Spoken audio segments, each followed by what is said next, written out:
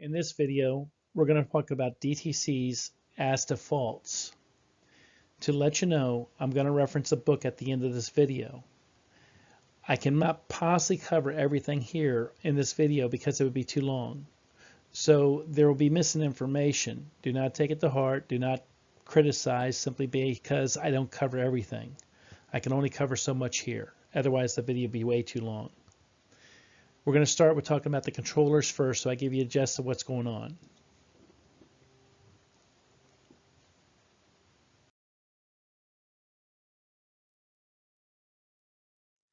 If you notice on the screen, I have the word controller where you can read it. The part underneath I wrote backwards with intention, and I want to explain it. A controller is programmed by programmers. They program it to look at data. If the data goes outside a certain program parameter, it will set a DTC. The thing is with DTCs is this. Some DTCs will set if it goes outside the parameter once. Others, it needs to go out twice. Others, 3 times. So basically, depending on the DTC, the controllers want to see it 1, 2, or 3 times. The other thing is, it may want to see it under the same drive-in conditions. In the service industry, that's not too big of a deal because somebody's driving the vehicle all the time. What about a collision vehicle? When a vehicle's hit, it goes alongside the road, has to be towed. How many times would it seen a DTC? Once. Not twice, not 3 times, maybe not even once. So consequently, a collision vehicle may not set a DTC for something at all, even though it's outside the parameter.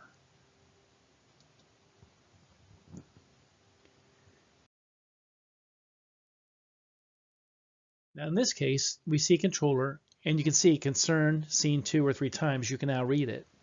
So when it's seen 2 or 3 times, we now have the DTC. That's the gist of what I want you to obtain there. It has to be seen on those DTCs 2 or 3 times under the same conditions.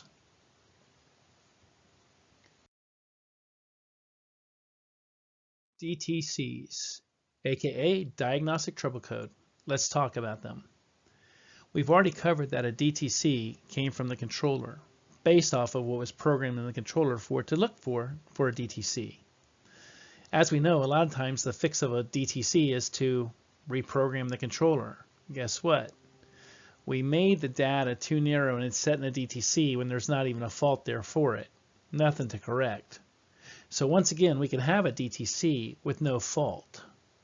So all a DTC is probable cause to inspect for a fault. The DTC, remember, came from the scan tool.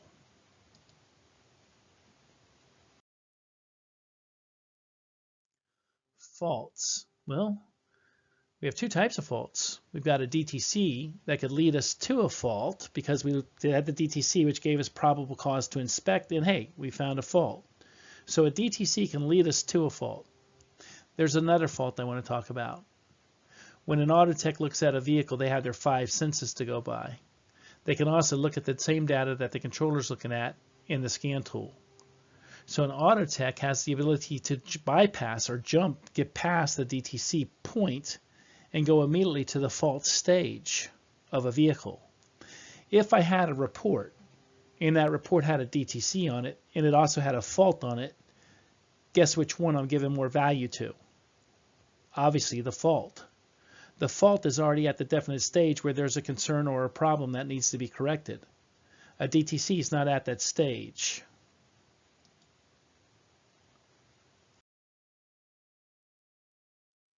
So once again, what we have is DTCs, faults, and fault correction. A DTC's progression is DTC. Person checks the DTC and follows steps to trying to find a fault. Doesn't mean a fault exists, just means they're trying to find it. If they do locate a fault, they go to fault correction. When we talk about an auto tech with a scan tool, as well as using their 5 senses, the auto tech does not need DTCs. They're already ahead of the DTCs. They're at the fault location. Just simply meaning if I'm looking at a report, if I have an item on there that says DTC and another item that says fault, which one holds more value for me? Obviously the fault. If it says fault, that means I have to do fault correction. If it says DTC, that means I need to look for the fault. The DTC is at a lower level than a fault. Therefore, the DTC is the scan tool. The fault is the Autotech. The Autotech's at a higher level than the DTC. There is a book located on Amazon Books called A Guide to Vehicle Diagnostics. I provide a lot more information in the book on different subjects. There's a lot of subjects in the book. It's written by myself and a friend named Josh Caskanet.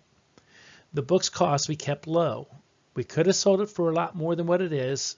I let Josh know and we talked about it. I wanted it less than $10 so that everybody could afford the book. It's less than $10. Get the book.